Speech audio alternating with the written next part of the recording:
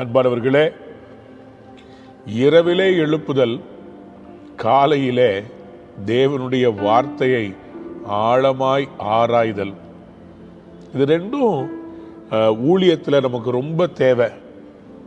ஆண்டவரை அறிகிற அறிவு, உலகத்தில் நாம் போய் எடுக்கிற ஜெயம், இது நம்மை பலப்படுத்துகிறது, அது நம்மை பயன்படுத்துகிறது. I say like this, we are equipped in the morning and we are used in the evening. இந்த சத்துவம் இல்லாவிட்டால் அதை செய்ய முடியாது. தேவனுடைய வார்த்தையை புரிந்து கொள்ளாவிட்டால் நாம் கர்த்தருக்காக எழும்ப முடியாது. ஊழியம் என்றால் சாதாரண விஷயம் இல்லை. ஊழியத்தில் அநேக பரிமாணங்கள் இருக்கிறது. அநேகம் பேர் ஊழியம் என்பது பஞ்சுமெத்தை என்று யோசிக்கிறார்கள்.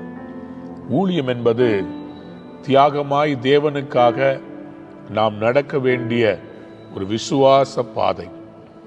எனக்கு அன்புக்குரியவர்களே, பவுல் அப்போஸ்தலன் கொரிந்து சபைக்கு எழுதுகிற 2ஆம் நிருபத்திலே அவர் கொடுத்த அந்த டீச்சிங்க அவருக்கு பின்னாடி வந்த சில பேர் சுய ஆதாயத்திற்காக அவர்கள் பவுலுடைய அந்த போதனைகளை அவர்கள் மாற்ற நினைக்கிறார்கள். சுய ஆதாயத்திற்காக, ஜனங்களை கவர வேண்டும் என்பதற்காக பவுலை குற்றப்படுத்த நினைக்கிறார்கள். அப்பொழுது பவுல் அப்போஸ்தலன் என்ன பண்ணுகிறார்? அவர் தேவனாலே பயன்பட்ட விதங்களையும் தன்னுடைய ஊழிய அனுபவங்களையும் அவர்களுக்கு படிப்பினையாக எடுத்து சொல்லுகிறார். ஆனால் என்ன ஒரு காரியம், பவுல் தன்னை உயர்த்தாமல் தனக்கு கிடைக்கப்பட்ட ஆவிக்குரிய அனுபவங்களை வேறொரு மனிதனுக்கு கிடைத்தார் போல அவர் பேசுகிறார். இது அவருடைய முதிர்ச்சியை காண்பிக்கிறது. கடந்த நாட்களில் 2 கொரிந்தியர் 12ஆம் அதிகாரத்திலே நாம் இந்த காரியங்களை பார்த்தோம். நான் ஒரு மனுஷனை அறிவேன், அவர் யாரும் இல்லை, அவர்தான். அவருடைய அனுபவத்தை பற்றி தான் சொல்றார். அவர் 3ஆம் வானத்துக்கு ஏறி போன அந்த அனுபவத்தை குறித்து சொல்லுகிறார். எனக்கு அன்பான தேவனுடைய பிள்ளைகளே, இந்த 3வது வானம் என்று சொல்லுவது அது ஸ்பிரிச்சுவல் ரெம். முதல் வானம் நாம் பார்க்கிற இந்த மேகங்களும் இந்த காற்றும். 2வது வானம் அதுதான் நட்சத்திரங்கள் எல்லாம் இருக்கிற அந்த வானம். அந்த 3வது வானம் என்று சொல்லப்படுகிறது தான் பரதீசு என்று சொல்லப்படுகிற ஆவியின் மண்டலம். இவருடைய இந்த ஆவிக்குரிய அனுபவத்தை அவர் எடுத்து சொல்லிவிட்டு அவர் சொல்லுகிறார், இப்படிப்பட்டவனை குறித்து மேன்மை பாராட்டுவேன். இப்படிப்பட்டவனை குறித்து மேன்மை பாராட்டுவேன். ஆனாலும் என்னை குறித்து என் பலவீனங்களிலே அன்றி வேறொன்றிலும் மேன்மை பாராட்டேன். ஆவிக்குரிய அனுபவங்களை அவர் விவரித்து சொல்றாரு. இந்த மாதிரி அனுபவம் உள்ளவனை நான் மேன்மை பாராட்டுவேன். ஆனா என்ன குறித்து நான் சொல்றது என்னன்னா, எனக்கு பலனா இருப்பது என்னுடைய பலவீனம் என்று சொல்லுகிறார். It is not my strength, but I will boast about my weaknesses. Weakness எப்படி பெருமை பாராட்ட முடியும்? எல்லாருமே அவங்களுடைய பலத்தை தானே அவங்க முன்னெடுத்து வைப்பாங்க. பவுல் சற்று ஆப்போசிட்டா சிந்திக்கிறார். என் பலவீனங்களை குறித்து நான் மேன்மை பாராட்டுவேன்.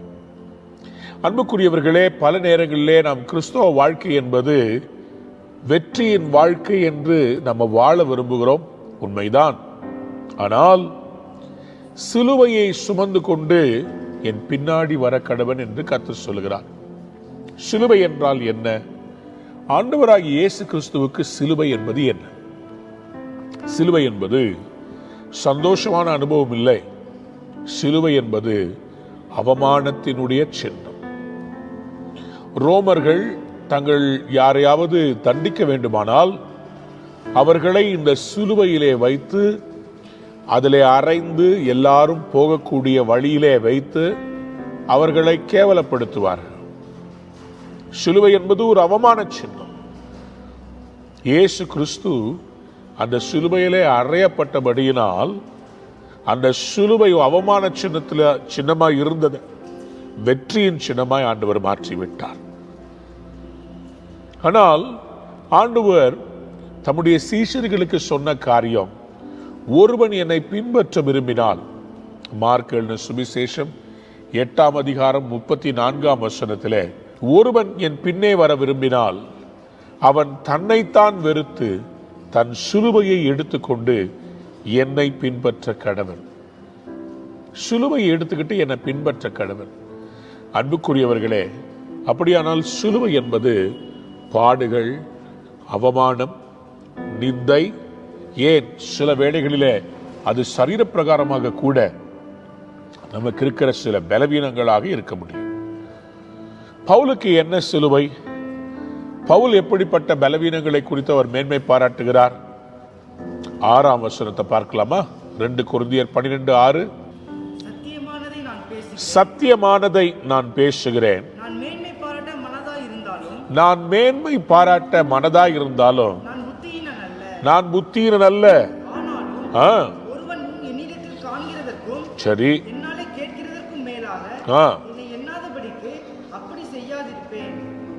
சொல்லுங்க ஆமென். நான் புத்தியீனன் அல்ல.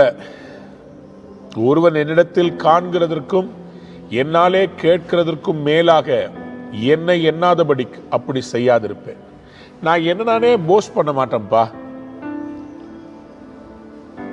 என்னிடத்துல காண்பதற்கும் கேட்கிறதுக்கும் மேலாக என்னை பத்தி என்றதுக்கு நான் விட மாட்டேன். I will not allow myself to be boasted beyond what you see and what you hear from me. என்ன சொல்ல வராரு? 6ஆம் வசனத்துல அவர் சொல்றாரு, நான் எனக்கு சத்தியம் தான் முக்கியம். I want to speak the truth. சத்தியமானதை நான் பேசுகிறேன், சத்தியமானதை பேசுகிறேன். நான் மேன்மை பாராட்ட மனதாய் இருந்தாலும் நான் புத்தியீனன் அல்ல. அன்புக்குரியவர்களே, Paul in essence was saying, I will not use the fleshly advantages. நான் எனக்கு இருக்கிற பலவீனம், இங்க பாருங்களேன், உதாரணமா சொல்றேன். உங்ககிட்ட அனுதாபம் வாங்கணும்னு சொன்னா, உங்ககிட்ட டெய்லி எனக்கு இந்த மாதிரி பலவீனம் இருக்குது, எனக்கு இந்த மாதிரி இந்த பிரச்சனை இருக்குது, எனக்காக நீங்க இதை செய்யுங்க அதை செய்யுங்க, நான் ஊழிய எவ்வளோ கஷ்டப்பட்டு செய்கிறேன் தெரியுமா, நான் ஊழிய எவ்வளோ போராட்டத்தில் செய்கிறேன் தெரியுமா, உங்க அனுதாபத்தை ஈஸியா வாங்க முடியும். ஊழியத்தில் இருக்கும்போது மக்களுடைய அனுதாபத்தை நாம் வாங்கிக் கொள்கிறோமா, மக்களுடைய கவனத்தை கிறிஸ்து பக்கம் திருப்புறோமா? இது ஒரு தின் ரேசர் எட்ஜில் நடக்கிற மாதிரி, இந்த சர்க்கஸ்ல ஒரு கயிறு மேல நடக்கிறது மாதிரி, நம்ம எந்த பக்கம் வேணாலும் மக்களை திசை திருப்பலாம். அன்புக்குரியவர்களே, இன்னைக்கு ஆண்டவருக்கு முன்பாக நம்ம செய்கிற ஊழியத்தில் எப்போதும் அவரை குறிச்சே மேன்மை பாராட்டணும். கையை உயர்த்தி சொல்லுங்களே, ஹல்லேலூயா. சிலுவையவே மேன்மை பாராட்டணும், நம்மை குறித்து அல்ல. பவுல் அதுதான் சொல்றார், நான் புத்தீனமா பேசலப்பா, நான் என்னை குறித்து மேன்மை பாராட்ட மாட்டேன், என் பலவீனங்களை நான் மேன்மை பாராட்ட மாட்டேன் என்று அவர் சொல்லுகிறதை நாம் பார்க்க முடிகிறது.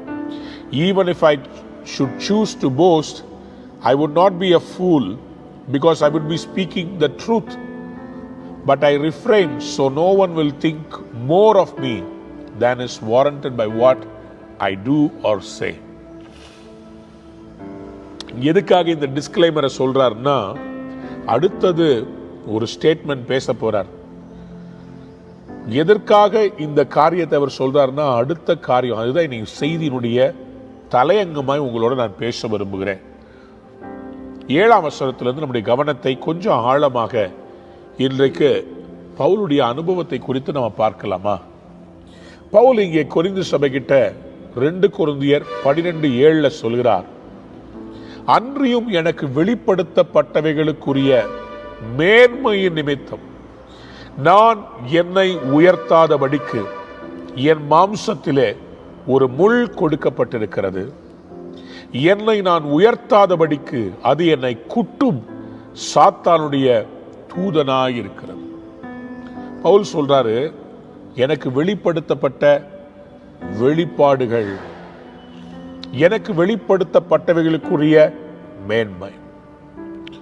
பவுல் மூலமா என்னெல்லாம் வெளிப்படுத்தினாரு? ஆவியின் வரங்களை குறித்து வெளிப்படுத்தினார், கிருபையை குறித்து வெளிப்படுத்தினார், இஸ்ரவேலர் யார், புறஜாதிகள் யார், புறஜாதிகள் எப்படி இஸ்ரவேலோடு இணையறாங்க, தேவன் இவங்க ரெண்டு பேரையும் எப்படி பார்க்கிறார், தேவன் பட்சபாதம் உள்ளவரா அல்லது எல்லாரையும் சேர்க்கிறவரா, தேவனுடைய பெரிய திட்டத்தில் யூதர்களுடைய இஸ்ரவேலருடைய பங்கு என்ன, புறஜாதிகளுடைய பங்கு என்ன, எல்லா மேன்மையான வெளிப்பாடுகளையும் ஆண்டவர் பவுல் அப்போஸ்தலன் மூலம் வெளிப்படுத்துகிறார். நம்ம வாசிக்கிறோமே, இந்த புதிய ஏற்பாட்டில் பெரும்பாலான நிருபங்களை எழுதியது அப்போஸ்தலனாகிய பவுல். எல்லா டாபிக்லையும் எழுதியிருக்கிறார். தீமோத்தேயுக்கு எழுதும்போது ஊழியம் எப்படி செய்யணும், கொரிந்தியர்கிட்ட வரங்களை குறித்து, எபேசியர்கிட்ட சபை எப்படி நடத்தணும், கலாத்தியர்கிட்ட சாபம் எப்படி மாறணும், ஒவ்வொரு கோணத்தில் நிறைய இன்ஃபர்மேஷன், அநேக வெளிப்பாடுகள், விசுவாசியின் அதிகாரங்கள், சபை நடத்தப்பட வேண்டிய மாண்பு, எல்லா டாபிக்ஸை குறிச்சும் இதுக்கு முன்னாடி யாருமே சொல்லாதத இத்தனை ஆண்டு காலமாக நம் நடக்கிற சபைகளுக்கு ஒரு பெரிய ரூல் புக் மாதிரி, ஒரு பாலிசி ஃப்ரேம் ஒர்க் மாதிரி பவுல் மூலமாய் கர்த்தர் வெளிப்பாடுகளை தருகிறார். பொதுவாகவே இப்படிப்பட்ட காரியங்களை செய்கிறவர்களுக்கு ஒரு பெருமை இருக்கும். ஒரு புகழ்பெற்ற தமிழ்நாட்டின் இசையமைப்பாளரை நான் அறிவேன். அவர் ஒரு முறை அவரை பேட்டி எடுக்கும் போது ஒரு பேட்டியாளன், ஒரு இளம் வாலிபன் அவரை பார்த்து ஏதோ ஒரு கேள்வி கேட்டுட்டான். அவ்வளவுதான், அவருக்கு பயங்கர கோபம் வந்துருச்சு. நீ யாரு, நான் யார் தெரியுமா, நான் எவ்வளோ பெரிய ஆள் தெரியுமா, நீ யாருடா என்னை பார்த்து இப்படி கேட்கறதுக்கு? கோபம் வந்துருச்சு அவருக்கு. ஏன்? அவருக்குள்ள இருக்கிற அந்த இசையினுடைய அந்த மேதை என்று சொல்லி அவரை எல்லாரும் புகழ்ந்து புகழ்ந்து அவருக்குள்ள ஒரு பெருமை வந்துருச்சு. பெருமை வந்துருச்சு. அந்த பெருமை வந்ததுனால அவர் எல்லாரும் எடுத்தெறிஞ்சு பேசுவார். அவன் என்ன, இவன் என்ன. அவருக்கு கீழே வந்த இசையமைப்பாளர்களை எல்லாம் ரொம்ப கேவலமா பார்த்தார். ஆனா அவர்கள் இவரை விட அதிகமாக சாதிக்க ஆரம்பித்து விட்டார்கள். அநேகம் பேர் புகழுடைய உச்சிக்கு போகும்போது மற்றவர்களை மதிக்காமல் நான் மட்டும்தான் விசேஷமானவன், என்னோட மட்டும்தான் கர்த்தர் பேசுகிறார் என்று நினைக்க வாய்ப்புகள் உண்டு. கிறிஸ்துவுக்குள் அன்பானவர்களே, சற்று என்னை உட்கார்ந்து கேளுங்கள், கவனியுங்கள். மேன்மை பாராட்டுதல் என்பது கிறிஸ்தவ வாழ்க்கையிலே கர்த்தரை குறித்து மட்டுமே இருக்க வேண்டுமே தவிர நம்முடைய அருமை பெருமைகளை பற்றி பேசி ஒரு நாளும் மேன்மை பாராட்டக்கூடாது. சில நேரத்தில் அப்படிப்பட்ட பெருமை, அப்படிப்பட்ட காரியங்கள் நமக்குள்ளே வராதபடிக்கு ஆண்டவர் என்ன செய்வார்னா சில செக்மேட் வைப்பார். சில நபர்கள் அல்லது சில பாடுகள் அல்லவிட்டால் சில சூழ்நிலைகளை வைத்து நமக்கு கர்த்தர் ஒரு செக்மேட் வைப்பார். எதுக்கு? ஓவரா யோசித்து, ஓவரா பெருமை பண்ணி, ஓவரா பாவத்தில் விழுந்து நரகத்தில் ஒரேடியா விழுந்துடாதபடி என்றா விடுதலுக்கு முன்னானது பெருமை. ஆண்டவர் இன்னைக்கு நம்முடைய வாழ்க்கையில ஏன் சிலதை அனுமதிக்கிறார் என்பதை புரிந்து கொள்ள வேண்டும். பவுல் சொல்லுகிறார் 7ஆம் வசனத்திலே, அன்றியும் எனக்கு வெளிப்படுத்தப்பட்டவைகளுக்குரிய மேன்மையின் நிமித்தம் நான் என்னை உயர்த்தாதபடிக்கு என் மாம்சத்திலே ஒரு முள் கொடுக்கப்பட்டிருக்கிறது. என்னை நான் உயர்த்தாதபடிக்கு அது என்னை குட்டும் சாத்தானுடைய தூதனாயிருக்கிறது. பவுல் சொல்லுகிறார், இப்போ இவரே தனக்கு கொடுக்கப்பட்ட அந்த டெஸ்ட்டை பத்தி அவரே சொல்லிடுறார். தனக்கு இருக்கிற பிரச்சனையை குறித்து, தனக்கு ஆண்டவர் வச்ச அந்த செக்மேட்டை பத்தி அவர் சொல்றதை நல்லா கவனிங்க. எனக்கு வெளிப்படுத்தப்பட்டவைகளுக்குரிய மேன்மை நிமித்தம் நான் என்னை உயர்த்தாதபடிக்கு, எனக்கு ஆண்டவர் சில வெளிப்பாடுகளை கொடுத்திருக்கிறார். அந்த வெளிப்பாடுகள் நிமித்தமாக நான் என்னை உயர்த்தாதபடிக்கு. அன்பான தேவனுடைய பிள்ளைகளே, கர்த்தர் நிறைய வெளிப்பாடுகளை கொடுத்தாருன்னா, ஒரு தீர்க்க தரிசன வரத்தை கொடுத்தாருன்னா, நம்மை குறித்து நம்மை தாழ்த்தணுமே தவிர வரங்களை பெற்றுக்கொண்ட நாம் நம்மை குறித்து பெருமையிலே நம்ம வாழ ஆரம்பித்து விடக்கூடாது. ஆகவே சில நேரத்தில் ஆண்டவர் சில நபர்களை அல்லது சில காரியங்களை நம்முடைய வாழ்க்கையில அனுமதிப்பார். இது ஊழியத்தின் ஆரம்பத்தில் அநேகருக்கு புரியாது. அநேகர் இதை தவறாக எடுப்பார்கள். அநேகர் இந்த காரியத்தை புரிந்து கொள்ளாமல், ஒருவேளை ஆண்டவரே ஏன் இதை அனுமதித்தீர் என்று சொல்லி ஆரம்பத்தில் அதை புரியாம இருந்து புரிஞ்சுக்கிட்டாங்கன்னா நல்லது. ஆனால் புரியாமலேயே இருந்தால் அது இன்னும் வேதனைக்குரிய ஒரு அனுபவமாக மாறிவிடும். ஊழியம் கசப்போடு செய்கிற கிறிஸ்தவ வாழ்க்கை கசப்போடு வாழக்கூடாது.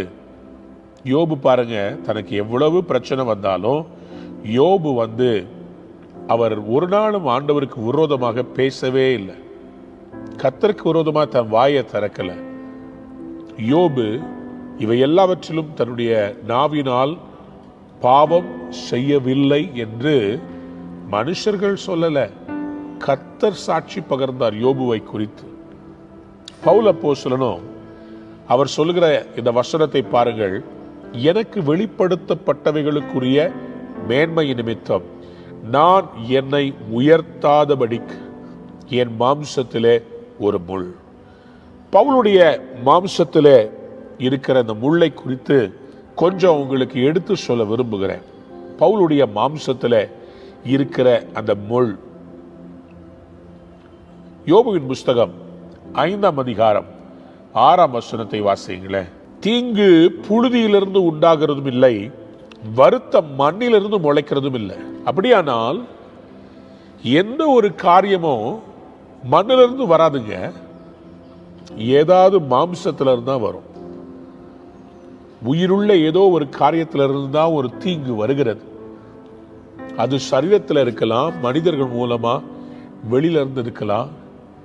தீங்கு மனிதர்கள் மூலமாகவோ அல்லது சரீரத்தில் இருக்கிற பாடுகள் மூலமாகவோ தீங்கு வருவதற்கு வாய்ப்பு இருக்கிறது.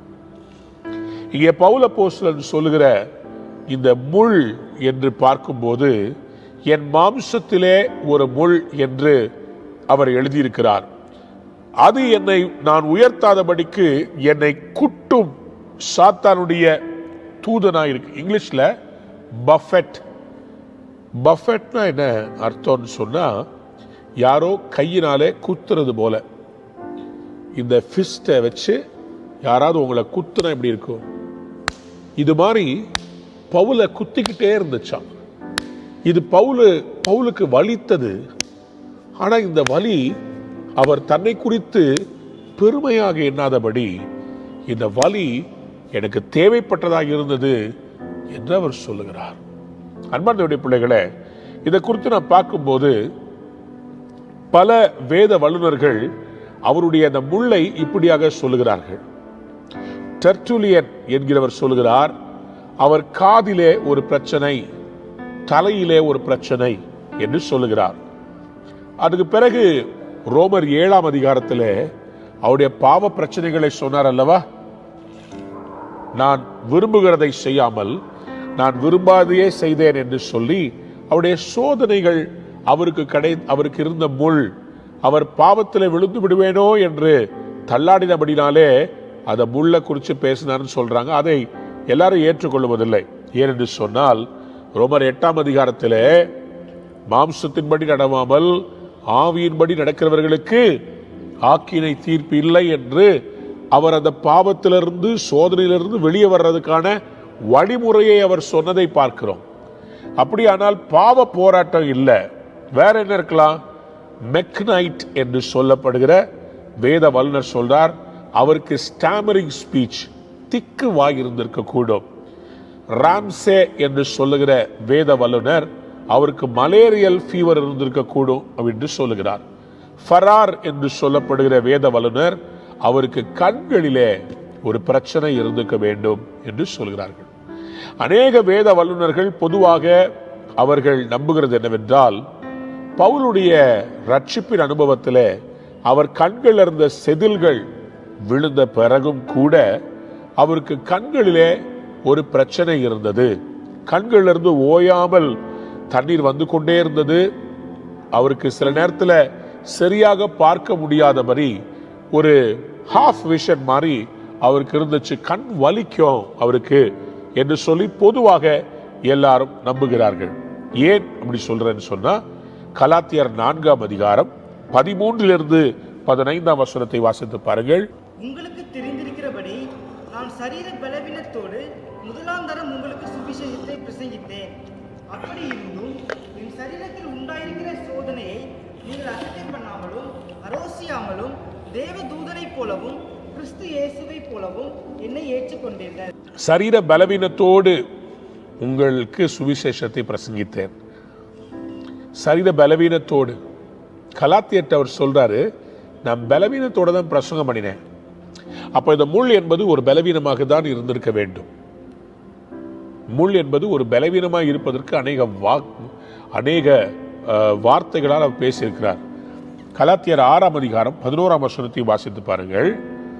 Probably it was caused by a blinding vision on the Damascus road.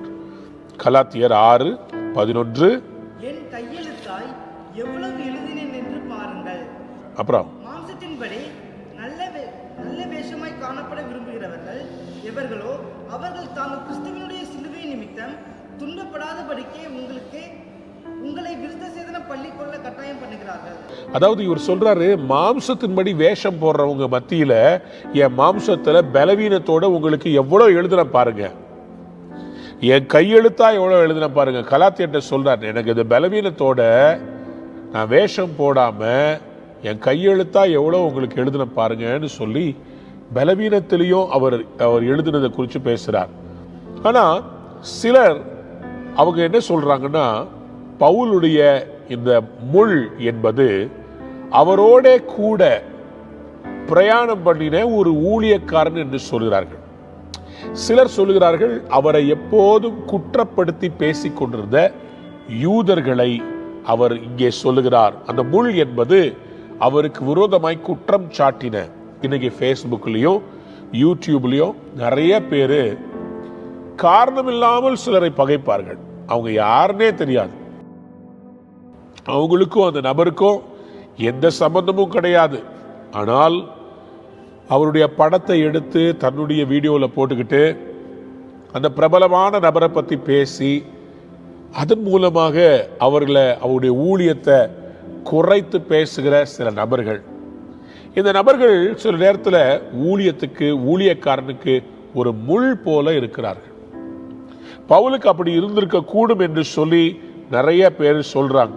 ஏன்னா அந்த முள் எப்படின்னா, என்னை உயர்த்தாதபடிக்கு என்னை குட்டும் சாத்தானுடைய தூதன், மெசஞ்சர் ஆஃப் சேட்டன் என்று சொல்லுகிறார். Messenger of Satan. ஏன் இப்படி சொல்றாருன்னு சொன்னா, மெசஞ்சர் ஆஃப் சேட்டன்னா யாரோ ஒரு மனிதனாக இருக்கக்கூடும் என்று சொல்லி வேத வல்லுநர்கள் சொல்லுகிறார். ஒருவேளை சரீரத்திலே பலவீனம் இல்லாவிட்டால் ஒரு நபர், எனக்கு அன்பார்ந்த தேவனுடைய பிள்ளைகளே, உங்க வாழ்க்கையில் இருக்கிற முள் என்ன? அந்த முள்ளை குறித்து உங்களுடைய அபிப்பிராயம் என்ன? அந்த முள் உங்க சரீரத்தில் இருக்கிறதுனால உங்களுக்கு ஏற்படுகிற பிரச்சனை என்ன? அந்த முள் உங்களுக்கு எவ்வளவு பெரிய தடையாக இருக்கிறது? அந்த முள் இருந்தால் நீங்க எப்படி ஊழியம் செய்றீங்களா, செய்யாம இருக்கிறீங்களா? முள்ளை பத்தி பேசுறீங்களா, கர்த்தரை பத்தி பேசுறீங்களா? முள் நீங்கள் யார் என்பதை உங்களுக்கு காண்பிக்கும். ஊழியத்தின் ஆரம்பத்தில் இப்படிப்பட்ட முட்களை நான் சரீரத்திலே சந்திக்க ஆரம்பித்த போது, ஊழியத்திலே சந்திக்க ஆரம்பித்த போது என்னுடைய மனநிலையிலே பல போராட்டங்கள், நான் அனுபவத்திலிருந்து பேசுறேன். முதலா எனக்கு சரீரத்தில் பலவீனம் வந்தபோது என் மனசுல பிசாசு கொண்டு வந்த பெரிய எண்ணம், கர்த்தர் உன்னை கைவிட்டார், நீ அவருக்காக ஓடுற, உனக்கு ஏன் இதை அனுமதிச்சாரு? முதல் எண்ணமே பிசாசு கொண்டு வர்றது, எனக்கு ஏன் இந்த பலவீனம், நான் அவர் பிள்ளை தானே. அப்ப பிசாசு என்ன பண்ணுவான்னா, உங்களை குட்டுவதற்காக, உங்களை குற்றம் சாட்டுவதற்காக, ஆண்டவரையும் உங்களையும் பிரிக்கிறதுக்காக நமக்கு இருக்கிற போராட்டங்களை அவன் அவன் என்ன பண்ணுவானா, பூதாகரமாக்கி காண்பித்து உங்களையும் என்னையும் வருத்தப்பட வைப்பான். ஆண்டவர்கிட்ட நெருங்காதபடி, ஆண்டவருக்கும் நமக்கும் நடுவில் ஒரு டிஸ்டன்ஸ் வரணுன்றதுக்காகவே பிசாசு சில சூழ்நிலைகளை உருவாக்குவான்.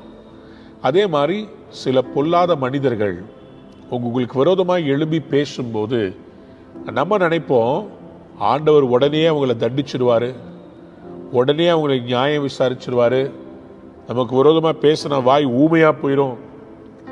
எனக்கு விரோதமாக எழும்புறாங்களே, ஆண்டவரே என் சத்துருக்கள் மேல் உங்களுடைய கரம் இறங்கி வருவதாக. பழைய ஏற்பாட்டில் கண்ணுக்கு கண் பல்லுக்கு பல், புதிய ஏற்பாட்டு ஆண்டவர் கிருபை உள்ளவர். அப்போ அவங்கள சபிக்காதீங்க, ஆசீர்வதிங்கன்னு சொல்லி ஆண்டவர் சொல்லிட்டார். What to you to? இந்த புதிய ஏற்பாட்டில் நம்ம வாழ்ற காலம், நம்முடைய இருதயத்தை ஏசாமி அளந்து பார்த்துக்கிட்டே இருப்பார், நம்ம எப்படி ரியாக்ட் பண்றோம். பவுல் இனிஷியலா அவர் சொல்றாரு, என்னுடைய சரீரத்தை குட்டுகிற, என்னை குட்டுகிற சாத்தானுடைய தூதனாக அது இருந்தது. அன்பானவருடைய பிள்ளைகளே, 2 கொரிந்தியர் 12ஆம் அதிகாரத்தை வாசித்துட்டு இருக்கிறோம். அதுல விசேஷமாக இந்த 9ஆம் வசனத்தை நம்ம வாசிக்க போக போறோம். 7ஆம் வசனத்திலிருந்து மிக முக்கியமாய் உங்களோட பேசிக்கிட்டு இருக்கிறேன். பவுலுடைய ரியாக்ஷன், பவுலுக்கு ஏற்பட்ட பிரச்சனையில் இவர் மனநிலை, பிரச்சனையின் தீர்வு, இது எல்லாம் 7, 8, 9 அடங்கி இருக்கிறது. ஸோ நம்ம 7ல் பார்க்கறது என்னன்னு சொன்னா, பிரச்சனையினுடைய விபரம். What is the problem? முள். இந்த முள் தேவ பிள்ளைகளே, ஏன் மனிதர்களா இருக்க முடியும்ன்றதுக்கு நான் சில கொட்டேஷன் கொடுக்கிறேன். என்னாகமத்தின் புஸ்தகம் 33ஆம் அதிகாரம் 55ஆம் வசனத்திலே, நீங்கள் தேசத்தின் குடிகளை உங்களுக்கு முன்பாக துரத்தி விடாமல் இருப்பீர்களானால், அப்பொழுது அவர்களில் நீங்கள் மீதியாக வைக்கிறவர்கள் உங்கள் கண்களில் முள்ளுகளும் உங்கள் விழாக்களிலே கூறுகளுமாயிருந்து நீங்கள் குடியிருக்கிற தேசத்திலே உங்களை உபத்திரவப்படுத்துவார்கள். அவர் சொல்றாரு, உங்கள் தேசத்திலே நாம் அனுப்புற அந்த கானான் தேசத்திலே சத்துருக்களை துரத்தி விடாம அங்கேயே வச்சிருந்தீங்கன்னா, நாளைக்கு அவங்க என்ன ஆவாங்கன்னா, உங்களுக்கு முள்ளா மாறுவாங்க. உங்க விழாக்கள்ல குத்துகிற கூர்மையானவர்களா மாறி விடுவார்கள். உண்மைதானே? ஆபிரகாமை கர்த்தர் உன் வீட்டை விட்டு வான்னு சொன்னாரு, லோத்தை கூட்டிட்டு வர சொன்னாரா? ஆபிரகாம் என்ன பண்ணாரு? சொந்தக்காரனாச்சே, லோத்து நல்லா இருக்கட்டும், லோத்தையும் கூட கூட்டிட்டு வந்தாரு. ஆண்டவர் ஆபிரகாம் ஆசீர்வதித்தாரு. கூட இருந்த லோத்து நினைச்சுக்கிட்டாரு, என்னாலதான் ஆபிரகாமுக்கு ஆசீர்வாதம். ஆகவே ஆண்டவருக்கு ப்ரூவ் பண்ண வேண்டியதா இருந்துச்சு. லோத்தை ரிலீஸ் பண்ணுப்பான்ட்டார்.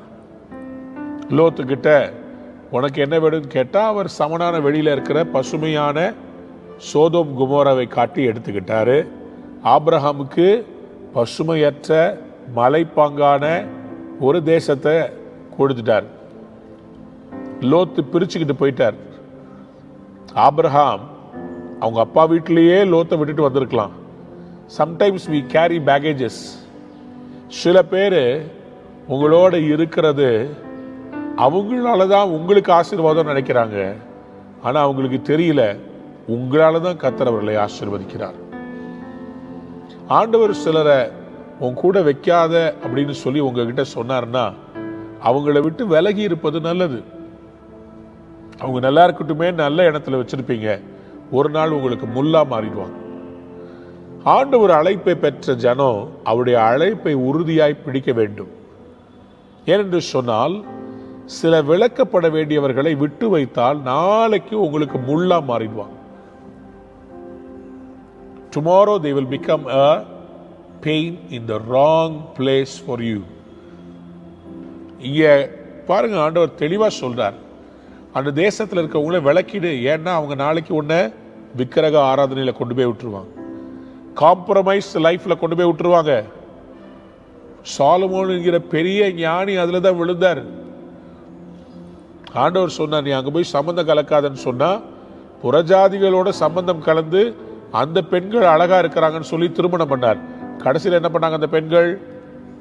சாலமோனுடைய கடைசி நாட்கள்ல ஜீவனுள்ள தேவனிடத்திலிருந்து ஞானத்தை வாங்கிட்டு விக்கிரகங்கள் வழிபாடுகளுக்குள்ளே சாலமோன் போயிட்டார்.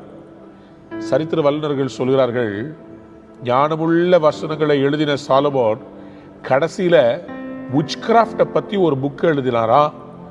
அந்த விட்ச்கிராஃப்ட்ல பத்தி அவர் எழுதின புஸ்தகம் நிறைய மந்திரவாதிகள் படிக்கிற புஸ்தகமாக மாறிவிட்டது என்று சொல்றாங்க. விழுந்து போன ஒரு மனிதன் எவ்வளவு மோசமான நிலைமைக்கு போக முடியும் பாருங்க. ஆகவே பவுல் தன்னை உயர்த்தாத படிக்கும். சாலமோன், ஒருவேளை சாலமோனுக்கு ஒரு முள்ளு கொடுக்கப்பட்டிருந்தா ஒருவேளை சாலமோன் கூட விழுந்திருக்க மாட்டார் போல இருக்கு. சில நேரத்தில் கர்த்தர் நமக்கு கொடுக்கிற முள்ளுகளை நம்ம ஏற்றுக்கொள்றது நல்லது. ஏன்னா யாருக்கு தெரியும், ஸ்பீட் பிரேக்கர் இருக்கு பார்த்தீங்களா, ரோட்ல ஸ்பீட் பிரேக்கர் எதுக்கு வைக்கிறாங்க? வேகமா போயிட்டு இருக்கிறீங்க, ஸ்பீட் பிரேக்கர் இல்லைன்னு சொன்னா அந்த சந்துல அந்த திருப்பத்துல வேகமா போய் கார் ஆக்சிடென்ட் ஆயிடும். ஸ்பீட் பிரேக்கர் எதுக்குன்னு சொன்னா ஆபத்தான வளைவு, ஆபத்து வருகிறது, நிதானமாக தர்மபுரியிலிருந்து நாங்கள் சேலத்துக்கு போயிட்டு இருக்கும் போது வழியிலே ஒரு இடம், அந்த குறிப்பிட்ட இடத்துல பல ஆக்சிடென்ட் நடக்குமா. ஒரு மேடான இடத்துல இருந்து கீழே இறங்கி திருப்பி மேலே ஏறுற இடம். அங்கே பார்த்தீங்கன்னா கிட்டத்தட்ட 1 கிலோமீட்டருக்கு ஸ்பீட் பிரேக்கராக வச்சிருக்கிறாங்க. நான் யோசித்தேன், எதுக்கு இவ்வளோ ஸ்பீட் பிரேக்கர்? இந்த ஒயிட் மார்க்கரில் திண்டு திண்டா போட்டிருக்கிறாங்க. டப்ப டப்ப டப்ப டப்ப டப்ப வண்டி ஆடி ஆடி போச்சு. நான் கேட்டபோது அங்கே சொன்னாங்க, தர்மபுரியில் இருக்கிற அந்த தம்பி சொன்னார், அண்ணே இங்கே பல ஆக்சிடென்ட் நடந்திருக்கிறேன், அங்கே ஒரு விபத்தின் ஆவி இருக்குது. அதனால தான் ஆண்டவர் பாருங்க, இந்த லூசிஃபரோட ஏற்பட்ட அனுபவத்தின் நிமித்தமா கிறிஸ்தவ வாழ்க்கையில சிலுவையோட நீ நடக்கிறது பரவாயில்லன்னு சொல்லிட்டார். லூசிஃபருக்கு பாருங்களேன், யார் லூசிஃபர்? அபிஷேகம் பண்ணப்பட்ட கேரு, ஆண்டவருடைய சிங்காசனத்துக்கு நேரா உட்கார்ந்து ஆண்டவரை ஆராதித்தவன். ஆனால் அவனுக்கு பிரச்சனையே இல்லாம ஆராதிச்சதுனால தேவனை விட தன்னை மேன்மையாக பார்க்க ஆரம்பிச்சிட்டான். நான் இல்லைன்னா பரலோகத்துல வர்ஷிப்பே இருக்காதுன்ற எண்ணத்துக்குள்ள வந்து 1/3 தேவ தூதர்களை வஞ்சித்து ஆண்டவருக்கு விரோதமா ரிபெலியன் பண்ணி கர்த்தராலே தூக்கி வீசி எறியப்பட்டு அவன் இந்த பூமியின் மேல் விழுந்து பூமியை அந்த கேடாக்கி வச்சிருக்கிறான். காரணம் என்ன? அவனுக்கு ஒரு செக் வைக்கல. ஆகவேதான் மனுஷர்களாகிய நமக்கு ஆண்டவர் செக் வச்சார். இந்த முள் என்று சொல்லும் போது எனக்கு மனசுல படுறது, ஆதாமும் ஏவாளும் ஏதேன் தோட்டத்திலே பாவம் செய்த போது ஆண்டவர் அவங்களுக்கு வச்ச செக் முள். முள் முள் என்பது ஒரு வகையில பார்த்தா சாபம். முள் என்பது ஒரு வகையில பார்த்தீங்கன்னா ஒரு செக்மேட். செஸ்ல ராஜாவை சுற்றி போர்ச்சவர்கள் சூழ்ந்து விட்டால் அதுக்கு பேர் செக்மேட் என்று சொல்லுவார்கள். அதுபோல கிறிஸ்தவ வாழ்க்கையிலையும் கர்த்தர் நம்மை பாதுகாக்க விரும்புவது, பிசாசு கையிலிருந்து கர்த்தர் பாதுகாக்கிறது ஈஸி, ஆனா பெருமையிலிருந்து எப்படி பாதுகாப்பது? ஒரு மனிதனுக்கு அநேக வெளிப்பாடுகள் வரங்களை கொடுத்து விட்டா, என் கையை நீட்டினா சுகமாகுது, நான் ஜோம் பண்ணா அசுத்தாவி ஓடுது, அவனுக்குள்ள ஈஸியா பெருமை வந்துடுது. நான் என்ன பாவம் செஞ்சாலும் என் வரங்கள் இருக்குது பார்த்தீங்களா. எனக்கு அன்பான தேவனுடைய பிள்ளைகளே, ஆகவேதான் சில நேரத்தில் கர்த்தர் சில பொல்லாத மனிதர்களையும் சில சரீர பாடுகளையும் அனுமதிக்கிறார். உங்களுடைய வாழ்க்கையில கூட இன்னைக்கு சில காரியங்களை மாற்ற முடியாமல் இருக்கு பார்த்தீங்களா? அதற்காக ஆண்டவரை தூஷிக்காதீங்க. ஆண்டவருக்கு நன்றி செலுத்துங்க. ஆண்டவரே, இது இருக்கிறனால தான் நான் நல்லபடியா நடக்கிறேன். இந்த நபர்கள் என்னை சுற்றிலும் என்னை பத்தி பேசிக்கிட்டே இதை நான் புரிந்து கொள்வதற்கு எனக்கு கொஞ்சம் டைம் ஆச்சு. ஊழியத்தின் ஆரம்பத்தில் நிறைய கிரவுடு எல்லாம் பார்க்கும்போது சந்தோஷமா இருந்துச்சு. யாராவது இதா பேசினாங்கன்னா கோபம் வரும். எனக்கு ரொம்ப கோபம் வரும். அவர்களுக்கு விரோதமாய் நான் ஜெபிப்பேன். ஆண்டவரே, அவங்கள தொடணும் ஆண்டவரேன்னு ஜெபிப்பேன். ஆனா எனக்கு தெரியல, இந்த எண்ணமும் ஏக்கமும் ஒரு பெருமையின் ஆவி நிமித்தமாய் வருகிறது என்பதை நான் புரிந்து கொள்ள காலத்தை கர்த்தர் பயன்படுத்தினார். இப்பொழுது நான் ஒரு வேற ஒரு மனுஷனை மாறிட்டேன். இப்ப யாராவது என்னை பத்தி பேசினாங்கன்னா உடனே அவங்களுக்கு ரிப்ளை பண்றது கிடையாது. ஏன்? எனக்கு தெரியும், இது எனக்கு கொடுக்கப்பட்ட முள், இதை நான் சகிச்சுதான் ஆகணும். இந்த முள்ள பவுல் அப்போஸ்தலன் ஆண்டவர்கிட்ட எடுத்து போடுங்கன்னு ஆரம்பத்தில் ஜெபிச்சிருக்கிறார். என்ன மாதிரி அவரும் ஜெபிச்சிருக்கிறார். இந்த முள்ள எடுத்து போடுங்க. வாசிங்களேன் 8ஆம் வசனம். அது என்னை விட்டு நீங்கும்படிக்கு நான் 3 தரம் கர்த்தரிடத்தில் வேண்டிக் கொண்டேன். 3 தரம் வேண்டிக் கொண்டேன். அதற்கு அவர், என் கிருபை உனக்கு போதும், பலவீனத்திலே என் பலன் பூரணமாய் விளங்கும் என்றார். கையை உயர்த்தி ஒரு அல்லேலூயா சொல்றீங்களா? தாழ்மையை குறித்து கர்த்தர் ஒரு பாடம் கற்றுக் கொடுக்கிறது நம்ம பார்க்க முடிகிறது. இவர் ஆண்டவர்கிட்ட ஜெபம் பண்றாரு, இதை எடுத்து போட்டுருங்க ஆண்டவரே, என் சரீரத்தில் இது இருக்கக்கூடாதுன்னு சொல்லி ஜெபம் பண்ணியிருக்காரு. 3 தடவை கேட்டிருக்கிறாரு. என் கேள்வி என்னன்னா, வேதம் சொல்கிறது அவர் ஜெபத்தை கேட்கிறவர். சொல்லுங்க ஆமென். சங்கீதம் 65:2 ஜெபத்தை கேட்கிறவரே மாம்சமான யாவரும் இடத்துல வருவார்கள். எல்லாரும் ஏறெடுக்கிற ஜெபத்தை விட அவருக்காக ஊழியம் செய்யறவங்க ஏறெடுக்கிற ஜெபம் அவர் எவ்வளோ சந்தோஷமா அவர் ஆசீர்வதிப்பாரு. ஆனா இவர் ஜெபத்தை அவர் கேட்கல. சில நேரத்தில் நம்முடைய ஜெபத்தை ஆண்டவர் கேட்க மாட்டார். யோபு ஆண்டவர்கிட்ட ஜெபம் பண்றார், நீர் என்னை ஒரே வெட்டா வெட்டி 2 துண்டா என்னை போட்டுருங்க, என் ஜீவனை எடுத்துக்கொள்ளுங்க. அவருடைய பலவீனத்தில் அவர் பல காரியம் பேசுறார். ஏன்? நண்பர்கள் என்று சொல்லி வந்தவர்கள், இவர்கிட்ட நல விசாரிக்க வந்தவர்கள், இவருக்காக சில நாட்கள் அழுதவர்கள், கடைசியில் இவர் அக்யூஸ் பண்ண ஆரம்பிக்கிறார். இவருடைய வேதனையை விட நண்பர்கள் பேசின வார்த்தைகள் தான் யோபுவை அதிகமாக காயப்படுத்தினது. சில நேரத்தில் நம்முடைய பாடுகளை பார்த்து சில பேருக்கு சந்தோஷமா இருக்கு. ஏன் அப்படி இருக்குன்னே தெரியல. நம்முடைய பலவீனங்களை பார்த்து சில பேர் நல்லா வேணும். ஏன்னா அவங்களுக்கு நீங்க ஏதோ ஒரு காரியத்தை செஞ்சிருக்கிறீங்க, அந்த காரியம் அவங்க மனசுல ஒரு இல் ஃபீலிங்கை கொண்டு வந்திருக்கு. ஒருவேளை அது பொறாமையா இருக்கலாம், அல்லவிட்டால் உங்களோடு இருக்கிற பூர்வ பகையா இருக்கலாம். ஆகவே உங்களை பார்த்தா அவங்களுக்கு சில எரிச்சல்கள், சில தவறான எண்ணங்கள் உங்களை பத்தி இருக்கலாம். எல்லாத்தையும் நீங்க மாற்ற முடியாது பிரியமானவர்களே. சில வேளைகளில் நம்முடைய குடும்பத்தில் சில முள்கள் இருக்கும். ரட்சிக்கப்படாத கணவன் உங்களுக்கு ஒரு முள்ளா இருக்கலாம், ரட்சிக்கப்படாத பிள்ளைகள் ஒரு முள்ளா இருக்கலாம். உடனே அந்த முள்ளை தூக்கி எரிஞ்சிட்டு டைவர்ஸ் பண்ணிட்டு வேற ஒரு மனுஷனை கல்யாணம் பண்ணலாம் நினைக்கிறீங்களா? அது கர்த்தருடைய சுத்தமா இருக்குமா? பவுல் கேட்கிறாரு, இந்த முள்ளை எடுத்து போடுங்க. ஆண்டவர் முடியாதுன்னு சொல்லிட்டார். ஆண்டவர் முடியாதுன்னு சொன்னா நீங்க அதுக்கு மேல என்ன செய்ய போறீங்க? ஆண்டவர் நமக்கு வச்சிருக்கிற விசுவாச வாழ்க்கையில சில முள்களை அனுமதிக்கும் போது அது இன்னைக்கு இல்ல, நாளைக்கு நமக்கு ஒரு பெரிய ஆசீர்வாதமா மாறும்ன்றத மனதில் வைத்துக் கொள்ளுங்க. கையை உயர்த்தி ஒரு அல்லேலூயா சொல்றீங்களா? நான் பார்த்திருக்கிறேன். எப்பெல்லாம் இப்படிப்பட்ட முட்கள் வருகிறதோ அப்பெல்லாம் கர்த்தரினுடைய ஊழியத்தை வேற லெவலுக்கு உயர்த்திருக்கிறார். சில நாட்களுக்கு முன்பாக ஒருவர் என்னை பற்றி மிக தரக்குறைவாய் எழுதி செய்யாத ஒரு காரியத்தை என் பேர்ல பழி சுமத்தி ஒரு வீடியோ பண்ணி போட்டிருந்தார். ரொம்ப வேதனையா இருந்துச்சு. நான் ஊழியத்தில் இன்னைக்கு வரைக்கும் ஒரு சொந்த வீடும் வாங்கல, சொந்தமா சபையும் வாங்கல. ஆனா அவர் இன்னொருத்தர் ஏமாற்றி நான் வீடு வாங்கினேன்னு சொல்லி என்னை பற்றி அபாண்டமான ஒரு பழியை போட்டு அவர் எழுதி வைத்திருந்தார். ரொம்ப வேதனையாக இருந்துச்சு. அப்போ என் மனசில், ஆண்டவரே, நான் ஏன் ஊழியம் செய்யணும்? ஃபஸ்ட்டு வந்த எண்ணம், எனக்கு ஊழியமே வேண்டாம், என்னை விட்டுருங்க ஆண்டவரே. ஏன் இப்படிப்பட்ட மனுஷர்கள் வருகிறார்கள்? ஏன் அனுமதித்தீர்? எனக்கு ஃபஸ்ட்டு கேள்வி அதுதான். ரெண்டாவது கேள்வி, நான் எதுக்கு இனிமேல் இப்படி பண்ணணும் ஊழியம்? நான் ஊழியம் பண்ணி என்ன பிரயோஜனம்? இதெல்லாம் பிசாசு கொடுக்குற எண்ணங்கள் பாருங்கள்.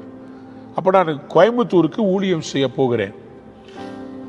போலாமா வேண்டாமா? ரொம்ப மனசுக்குள்ள ஒரு போராட்டம். போய் சேர்ந்துட்டேன். ரூமில் உட்காந்து ஜெபிச்சுட்டு இருக்கிறேன் ஆண்டவர்கிட்ட. நம்பவே மாட்டீங்க, திடீர்னு பரிசுத்த ஆவியானவர் அவருடைய அபிஷேகத்தால் என்னை மூடினார். அப்போ எனக்குள்ள நான் இன்னும் அதிகமாக ஜெபிக்க கர்த்தர் ஏவினார். நான் ஜெபிக்க ஆரம்பித்து அந்நிய பாஷை பேசும்போது பரிசுத்த ஆவியானவர் என்னை ஊக்கப்படுத்தி சொல்கிறார், இந்த தடை வந்துச்சுன்னா அப்போ உன்னை கொண்டு ஏதோ பெரிய காரியத்தை கர்த்தர் செய்ய போறாருன்னு தானே அர்த்தம். அதனால தானே இது வருது. நீ ஏன் அந்த கண்ணோட்டத்தில் பார்க்கக்கூடாது? தேவ பிள்ளைகளே, இந்த குதிரை பந்தயத்தில் குதிரையை ஓட்டுகிறவர்கள் கையில் ஒரு சாட்டை வைத்திருப்பார்கள், அல்ல ஒரு ஸ்டிக் வச்சிருப்பாங்க. ஒரு குதிரையை அடித்து துன்புறுத்துவதற்கும் வேகமாய் குதிரை ஓடுவதற்காக அந்த ஜாக்கி அந்த குதிரையை அவர் அந்த பின்னாடி தட்டுவதற்கும் வித்தியாசம் இருக்கிறது. ஊழியர்களாகிய நம்மை ஆண்டவர் தட்ட வைப்பதற்கு சில காரியங்களை வைத்திருப்பார். எதுக்கு தெரியுமா? நீ வேகமா போகணும், நீ ஃபாஸ்டா ஓடணும், நீ ஜெயிக்கணும். அதுக்காக சில நேரத்தில் சில முள்ளுகளை கர்த்தர் நம்முடைய வாழ்க்கையில அனுமதிப்பார். நான் அன்னைக்கு ஜெபிக்கும் போது ஆண்டவர் இந்த பிக்சர் எனக்கு காமிச்சார். நீ ஒரு யுத்த குதிரை, உன்னை சாகடிக்கிறதுக்காக இந்த முள்ளை நான் அனுமதிச்சேன். இதெல்லாம் பார்க்கும்போது உனக்கு தெரியணும், உன்னை கொண்டு நான் பெரிய காரியத்தை செய்ய போகிறேன், உன்னை கொண்டு நான் அற்புத அடையாளங்களை செய்ய போகிறேன். இதுதான் அப்போஸ்தல ஊழியம். முள்ளு வந்தா என் கிருபை உன்னிடத்துல பெருகும். அல்லேலூயா சொல்றீங்களா? முதல் முறையாய் அன்னைக்கு ஆண்டவர்கிட்ட கேட்டேன். அப்படியானால் இன்னைக்கு காது கேட்காதவர்களுக்கு காது கேட்கணும். அன்பார்ந்தவருடைய பிள்ளைகளே, கூட்டத்துக்கு வந்து ஜெபம் பண்ணிக்கிட்டே இருக்கிறேன். ஆவியானவர் சுகமளிக்கிற பாடலை பாட ஆரம்பிக்க வைத்தார். ஒருவராய் பெரிய அதிசயங்கள், ஒரு அற்புதம் இன்றைக்கு காண வேண்டும் என்று பாடிக்கொண்டிருக்கிறேன். திடீரென்று ஆண்டவர் சொன்னார், யாருக்கெல்லாம் காது கேட்கலையோ முன்னாடி வாங்க. ஒரு 20 பேருக்கு மேல முன்னாடி வந்து நின்ட்டான். ஆண்டவர் சொல்றாரு, ஒவ்வொருவருக்கும் இப்போ அற்புதம் செய்வேன்னு சொல்லி நீ பேசு சொல்லு. நான் சொன்னேன். அப்போ ஆண்டவர் வெளிப்பாடு கொடுக்கிறார். கணவன் அடித்து காது கேட்காமல் போன ஒரு சகோதரி இருக்கிறீங்க, கர்த்தர் இப்போ உங்களுக்கு சுகமாக்குகிறார். 8 வருஷம் ஆச்சு, காது சரியா கேட்டு உங்க கணவர் உங்களை அடித்தது நிமித்தம் காது கேளாமல் போனார். இந்த காரியத்தை சொன்னபோது ஒரு சகோதரி அழுதுகிட்டே மேல ஓடி வந்தாங்க. கேக்குது கேக்குதுன்னு அழுகுறாங்க. எனக்கு ஒண்ணுமே புரியல. கூட்டிட்டு வந்தவங்க சொன்னாங்க, நீங்க சொன்னீங்கல்ல கணவன் அடித்து காது கேட்காமல் போச்சு 8 வருஷமா. இந்த சிஸ்டர் ஆச்சரியமா இருந்துச்சு. எல்லாருக்கும் முன்னாடியும் கர்த்தர் தைரியமா அன்னையிலிருந்து பப்ளிக்கா டெஸ்ட் பண்ண வச்சார். தேவனுடைய பிள்ளைகளை, என் ஊழியத்துல நெக்ஸ்ட் லெவலுக்கு என்னுடைய ஊழியத்துல நான் அற்புதங்களை பார்க்க ஆரம்பித்தேன். கண்களில் இருக்கிற பிரச்சனை, இன்னொருத்தருக்கு அவருக்கு கை கால் சரியா விளங்காம இருந்துச்சு. அவரை அழைத்து கொண்டு அவர் அப்படியே தடுமாறி வந்தார். ஸ்டேஜில் எல்லாரும் பார்க்க குஜராத்தில் அவருக்கு விடுதலை கொடுத்து அவர் எகிரி குதிக்க ஆரம்பிச்சிட்டார்.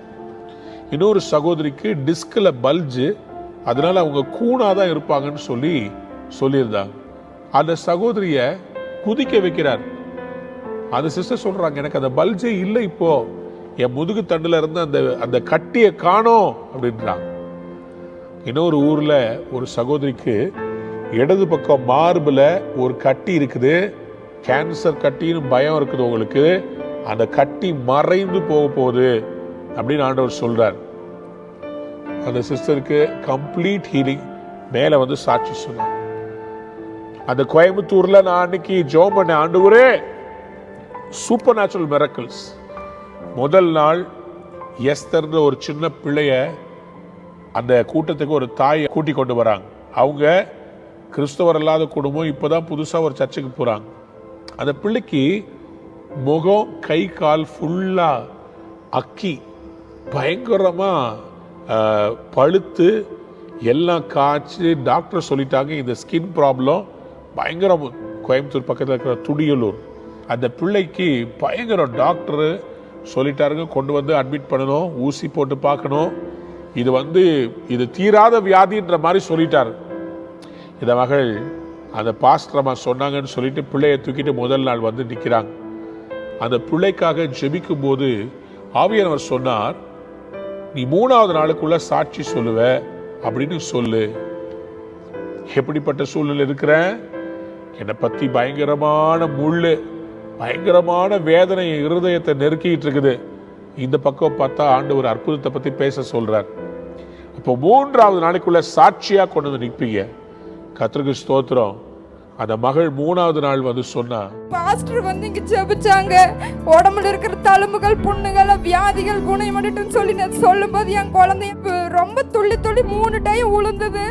எனக்கே பயமாச்சு, என்னடா இப்படி குழந்தை உழுகுது சொல்லி நான் பயந்தேன். ஆனா என் குழந்தை மூச்சில இருந்த அந்த புண்ணுங்கெல்லாம் கீழே உளுந்த என் குழந்தை மூச்சு நல்லபடியா இருந்தது. குழந்தை உயிர், நான் என்னோட உயிர்க்கிற மட்டும் என் ஆண்டவரை நான் எப்பவும் எந்த நிமிஷத்துல நினைச்சிட்டே இருப்பேன். இந்த பிள்ளையுடைய முகம் இன்னைக்கு சிவப்பா இருக்கிறத நீங்க பாக்குறீங்க. ஆனா இதே பிள்ளையுடைய முகம் ரொம்ப அகோரமா இருந்துச்சு 2 நாளைக்கு முன்னாடி. உள்ள தழும்புகளோட இருந்துச்சு. இந்த பிள்ளைக்காக ஜெபிக்கும் போது ஆண்டவர் சொன்னார், இந்த வாதைய இந்த பிள்ளையுடைய சரீரத்துல இருந்து நான் நீக்கி போடுகிறேன்னு சொன்னார். நேற்றைய தினம் தேவனுடைய வல்லமை இந்த பிள்ளைய தொட்டு நல்ல சுகத்தை தந்ததுக்காக எல்லா கைகளை தட்டி வாய்களை திறந்து அந்த பிள்ளையுடைய முகம் அப்படியே திரும்ப அப்படியே சுகமாகி அது எல்லா பயங்கரமான காயங்களும் தீக்காய மாதிரி இருந்த அந்த காயங்கள் தழும்புகள் எதுவுமே இல்லாமல் பரிபூர்ண சுகத்தை, வெள்ளை மூஞ்சு, அழக கர்த்தர் சுகத்தை கொடுத்துட்டார். ஏன் இது சொல்றேன், இந்த முட்கள் போன்ற சில காரியம் வரும்போது ஆண்டவர் நமக்கு கிருபையை கூட்டி கொடுக்கிறவராக இருக்கிறார். ஆண்டவர் என்ன சொன்னாருங்க, என்னை விட்டு இது எடுத்து போட்டுருங்கன்னு சொல்லும் போது அதுக்கு ஆண்டவர் சொன்ன பதில் என்ன? 2 கொரிந்தியர் 12:9, என் கிருபை உனக்கு போதும், பலவீனத்தில் என் பலம் பூரணமாய் விளங்கும் என்றார். எனக்கு அன்பான தேவனுடைய பிள்ளைகளே, ஒண்ணு ஆண்டவர் உங்களை மேற்கொள்ள வைப்பார், இல்லாவிட்டால் அந்த பலவீனத்தோடையே உங்களை ஜெயிக்க வைப்பார். அல்லேலூயா சொல்றீங்களா? ஒண்ணு நீங்க மதிலை தாண்டுவீங்க, இல்லாவிட்டால் அந்த மதிலை உடைத்து அந்த மதில் வழியா கர்த்தர் கொண்டு போவார். உங்க பலவீனத்தை கர்த்தர் எடுத்து போடுவார். இல்லாவிட்டால் அவருடைய கிருபையை கொடுத்து பலவீனத்தை நீங்கள் பலனாக மாற்ற கர்த்தர் கிருபை தருவார். எனக்கு ஏற்பட்ட பலவீனங்களை பலனாக மாற்ற நான் இப்பொழுது கற்றுக்கொண்டிருக்கிறேன். எப்பெல்லாம் எனக்கு வேதனை வருதோ, காரணம் இல்லாத போராட்டங்கள் வருதோ, என் பிரஷரை பிளஷரா மாற்ற ஆரம்பிச்சிட்டேன். பாட்டை எழுதுறேன். என் அனுபவங்கள் வரும்போது அதை பாடலாக மாற்றுகிறேன். அது அநேகருக்கு ஆசீர்வாதமாக இருக்கிறது. நான் இன்னும் துதிப்பேன் என்று சொல்லி நான் எழுதிய பாடல் மிகுந்த உபத்திரவத்திலே எழுதின பாடல், அநேகருக்கு ஆசீர்வாதமாக இருக்கிறது. காத்திருப்பேன் என்று நான் எழுதின பாடல் என்னுடைய வாழ்க்கையின் அனுபவமாக இருந்தது. அதை எழுதும் போது அநேக ஆயிரங்கள் ஆசீர்வதிக்கப்படுகிறார்கள். உங்களுடைய முள் தேவநாமத்தை மகிமைப்படுத்த போகிறது. உங்களுக்கு இன்னைக்கு இருக்கிற பிரச்சனை, கர்த்தர் உங்களை தட்டி அந்த ஓடுற குதிரையை அதை தட்டி முன்னாடி ஓடி ஜெயிக்க வைக்கிறதுக்காக தான் அனுமதிச்சிருக்காரு தவிர உங்களை காயப்படுத்துறவருடைய நோக்கம் இல்லை. உங்களை பந்தயத்தில் ஜெயிக்க வைக்கிறது அவருடைய நோக்கம். சிலருக்கு வராத பிரச்சனை எனக்கு வருதே, ஏன்னா அவங்கள விட கர்த்தர் உங்களை உயர்த்த போறார். யாருக்கும் இல்லாது எனக்கு மட்டும் ஏன் ஆண்டவரே, ஏன்னா உங்களை தான் கர்த்தர் உயர்த்த போறார். பிரியமானவர்களே, உங்களுக்கு ஒரு பெரிய ஒரு வெற்றியை வச்சிருக்கிறார், ஒரு பெரிய ஒரு காரியத்தை வச்சிருக்கிறார். If you are facing a problem that nobody is facing, you are going to be lifted by God like nobody else. அதனாலதான் யாருக்கும் இல்லாத பிரச்சனை உங்களுக்கு வருது. ஏன் அப்படி யோசிக்க கூடாது?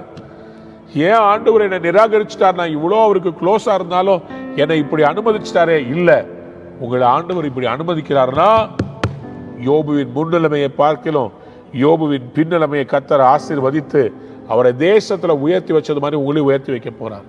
இக்காலத்து பாடுகள் இனி வரும் மகிமைக்கு ஒப்பானவைகள் அல்ல. அன்பான தேவனுடைய பிள்ளைகளே, ஆண்டவராகிய இயேசு சிலுவைக்கு முன்னாடி கெத்செமனே தோட்டத்தில் ஜெபிக்கிறார்.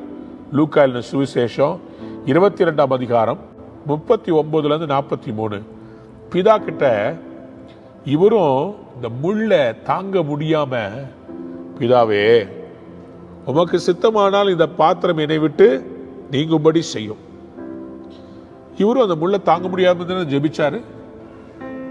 இயேசு சாமி நம்மை போல பாடு அனுபவிக்கிறவராக அந்த பாடுகளின் நடுவே நடந்தவர் தான். அதனால நம்மளுடைய பலவீனங்களை நல்லா புரியும் அவருக்கு.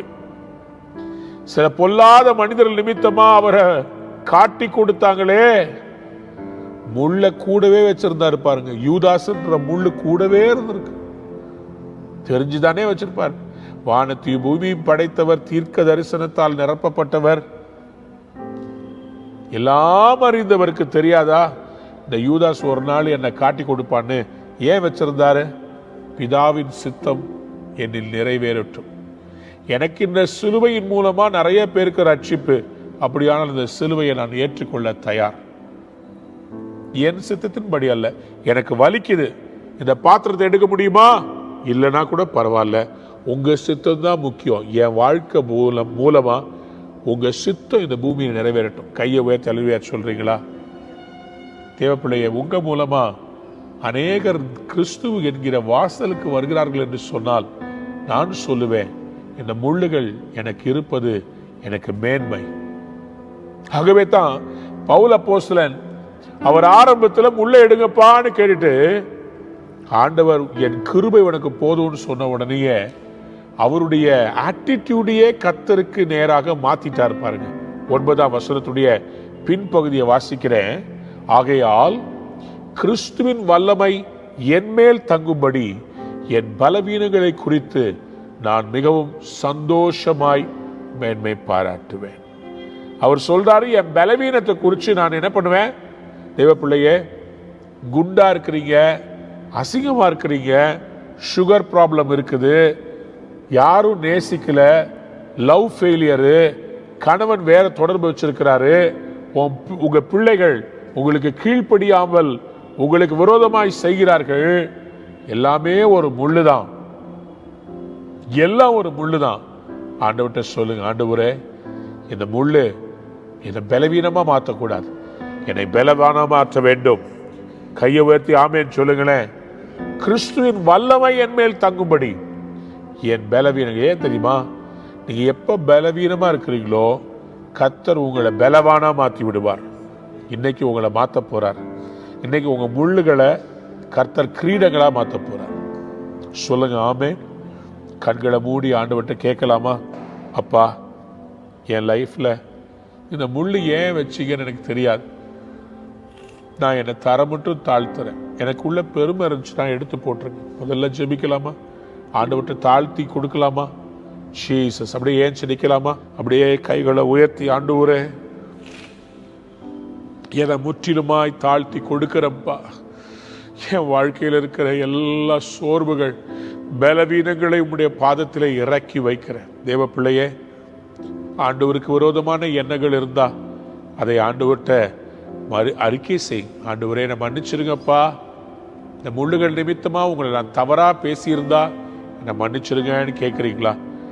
பிதாவே, இவர்கள் செய்கிறது என்னதென்று அறியாது இருக்கிறார், உங்களை மன்னியும் ஆண்டவரே.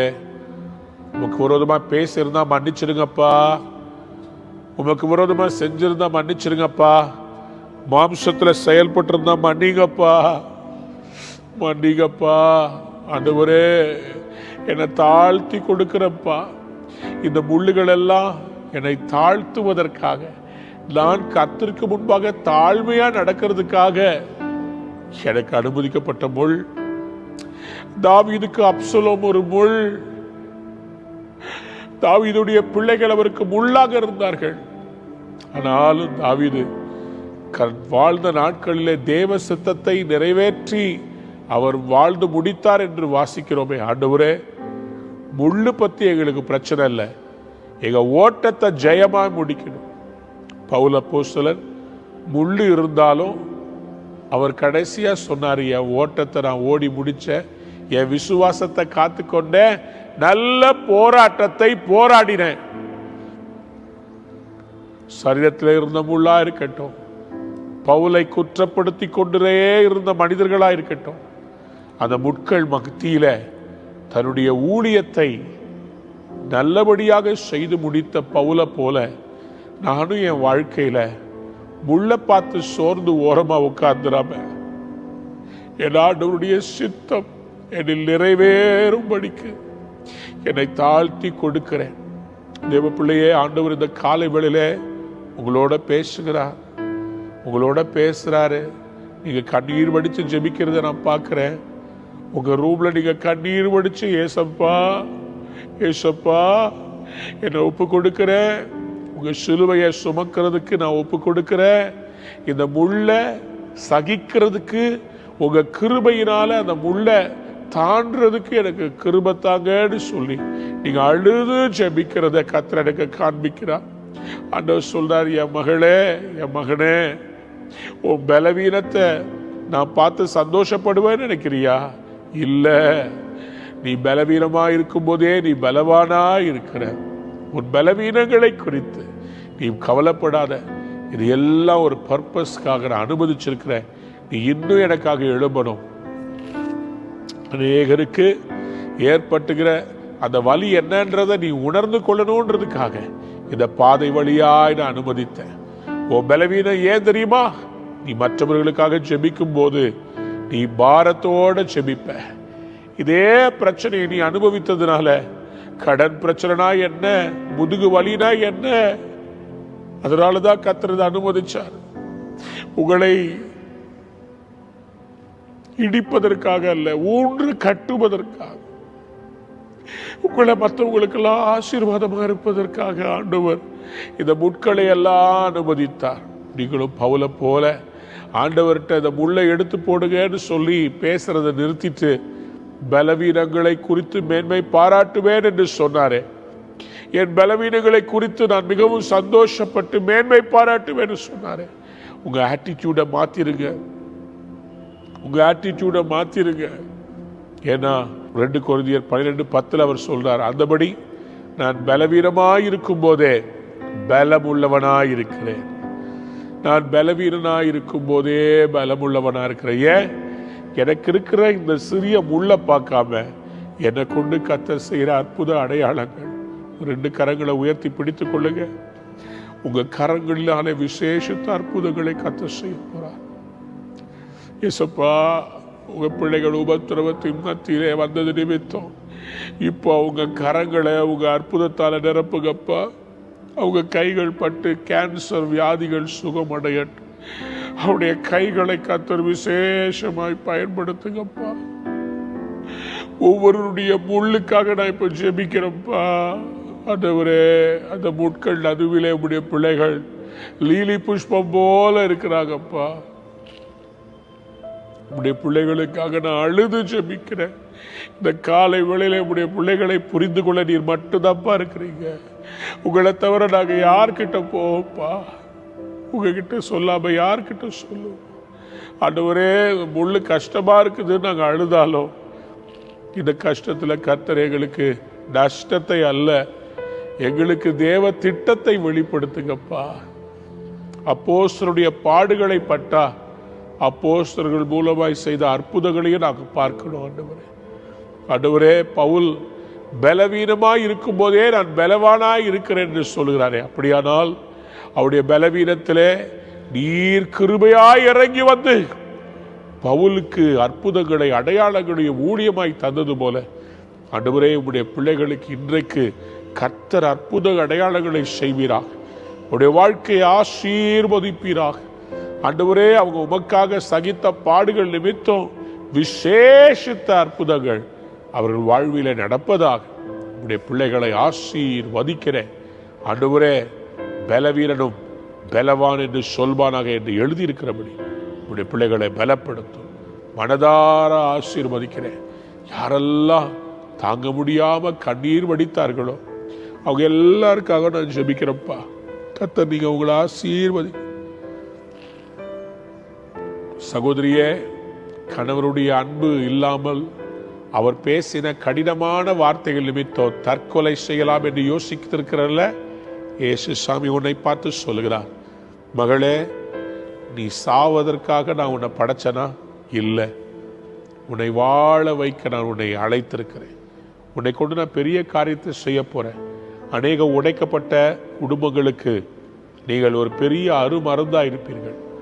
கர்த்தர் உங்களை கொண்டு அநேகருடைய வாழ்க்கையை கட்டி எழுப்புவா. துபாரா ஷடதலது யாந்தூரபாலபா ரிபிதுரபாலா சியாந்தூலபரபா ரிபாதுலபா ஷண்டூரபாலபா. கிட்னி பாதிக்கப்பட்டிருக்கிறது. ஆண்டவர்கிட்ட கேட்குறீங்க, பூர்ணமான விடுதலை சுகத்தை தாங்க. ஆண்டவர் சொல்றார், என் கிருபை உனக்கு போதும், உன் பலவீனத்தில் என் பலன் பூர்ணமாய் விளங்கும். பா, உடைய கிருபை இந்த ஊழியக்காரருக்கு கிடைப்பதாக.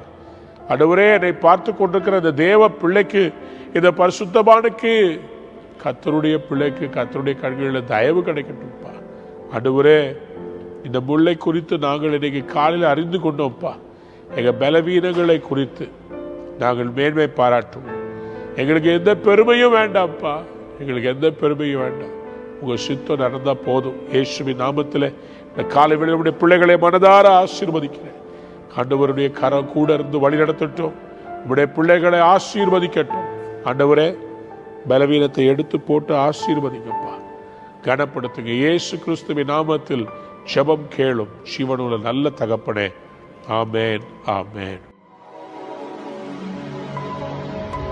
அன்பான நேயர்களே, இந்நிகழ்ச்சியில் கொடுக்கப்பட்ட வாக்குத்தத்தங்களும் தீர்க்க தரிசன வார்த்தைகளும் உங்களுக்கு ஆசீர்வாதமாய் இருந்திருக்கும் என்று நாங்கள் நம்புகிறோம்.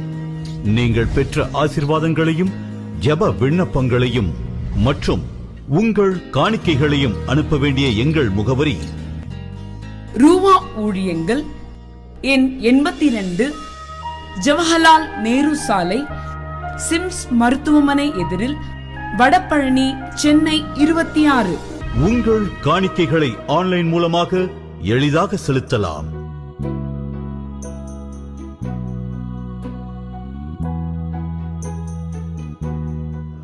எங்கள் இணையதள முகவரி www.ruhaministries.org.